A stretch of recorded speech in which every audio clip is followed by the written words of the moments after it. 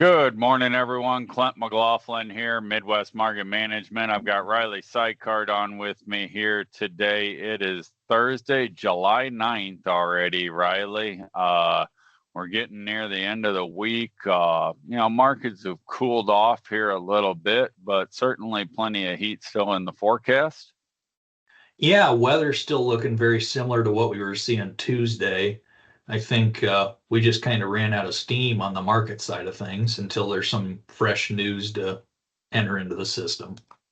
But yeah, from a map perspective, stuff looks similar. One thing that is new as we get into it here, drought monitor map came out this morning. Um, some small tweaks and changes, but nothing that's super unexpected. That northwest corner of Iowa is continuing to darken a little bit. So I'm starting to open my eyes to that and see what's going on there. But that western belt, especially since they're going to be hot the next 10 days, there still is a lot of color out there. So curious to see what kind of impact it has. And when we're sitting here in 2 weeks, are we going to be hearing grumblings of crop stress, or is it going to stay pretty quiet the way it's been so far? I guess I'm not sure yet, but we'll have to wait and find out. So moving ahead here, 1 to 5 day temperatures, starting to see some of that heat creeping in as you're getting now into the beginning of next week. Temperatures in the western belt, upper 80s, low 90s, to up in the Dakotas in the mid 90s. But as you look in the eastern belt, average temperatures in the 84 to 85 range, you can't ask for anything better than that. So I would say the heat dome that was originally coming has been, I'm not going to say dialed back, but it's not quite what they were originally showing it to be. 6 to 10 day, however, still is showing that heat to come in. So maybe it is just going to be a little bit more delayed than what they were originally expecting. But 6 to 10 day shows temperatures pretty much across the board in the 90s in the most of the growing area. If you look in the Dakotas, you get in the hundreds there, but a lot of heat coming. And as we know, and the market's reflected in the beginning of the week, the spigot's shutting off too. So we'll have to see what happens. Riley, I do want to point out to everybody here that this maximum temperature we're showing, to clarify, Riley, is that the highest of the temperatures in that period, or is that the average high of that period? It's the average high of that period. Correct, which is intentionally, we do that intentionally because if you have a 6 to 10 day period where it's 85 and one day reaches 102, we don't want our maps articulating that. So in this situation, the average high is, there in South Dakota for the hottest portion at 101.46. That's the average predicted high temp for that period, meaning some days could be 104, some days could be 98. So, but that was done with intentionality. Just wanted to bring that up. That what I don't like is when people set up their weather maps to show a prolonged period of time and then the average, not the average, just the absolute high one day, just to make the maps look worse than they are. Yeah, that's not what we're doing here. We're looking at the average max. So I think for what we're doing and what we're looking at, it does a lot better job of tempering it to expectations of what's actually happening out there. Sure. Fair enough. Moving ahead, last 2 weeks of rainfall. Not really anything unexpected or fresh there. Only thing that there was a cell that came through last night. It was expected. It was not a unknown or unexpected thing. But some areas did get hit harder than others here locally. To the north in the region where I'm living at, we had over an inch of rain, and you go 10 miles to the south and they only got a tenth. So it was really, really hit and miss of what's came over the last 24 hours. So moving ahead here, 1 to 5 day precip. The rain is starting to shut down.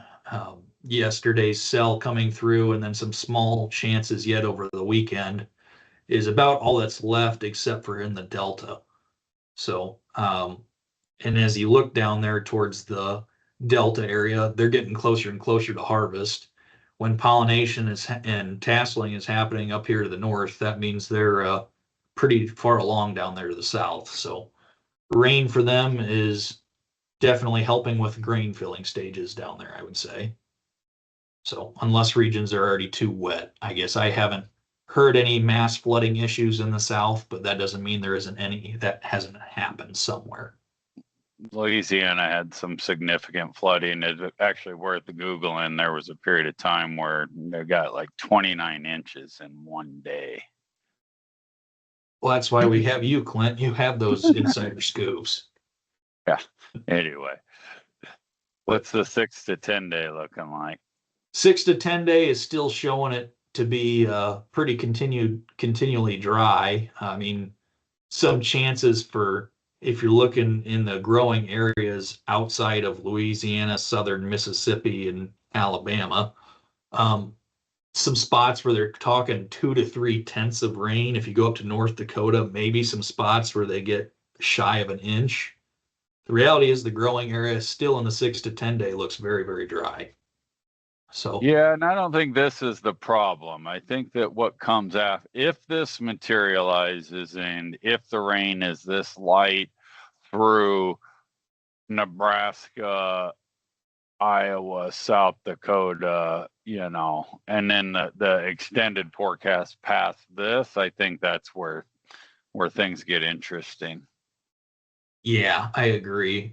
We can make it to the 18th of July without people belly aching, I think, too bad on the crop growing side. But if you string that along for another 2 weeks and you're getting into that first to second week of August and there still hasn't been a rain in a month, I think there's a real issue at that point in the game. I would agree.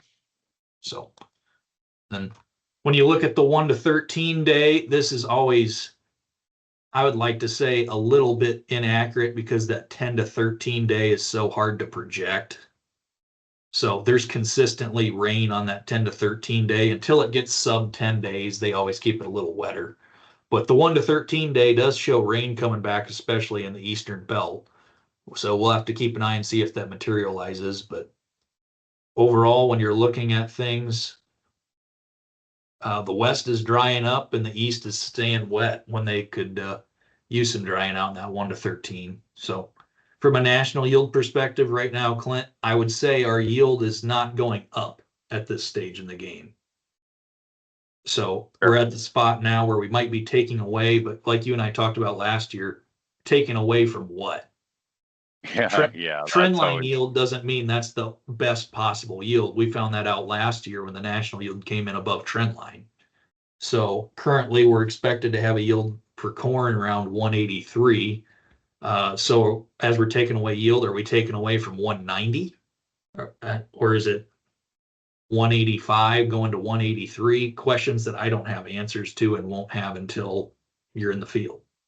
I do believe that that's one of the biggest areas that producers get themselves sideways when it comes to grain marketing is that when we start saying we're losing bushels, it's a common phrase that people like to say. And that's the one thing I'd like to beat into everybody's head is losing bushels from what?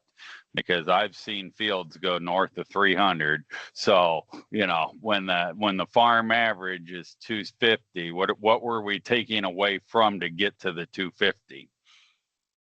Exactly. So overall, from the national yield perspective, I would say potential is still very high. Trend line is, I would say at this point, achievable. I would agree. So I would agree. With that said, that's all I got today. All right. Well, thanks again, Riley. Again, Clint McLaughlin, Riley Sykard, Midwest Market Management. Thanks a lot and have a great weekend.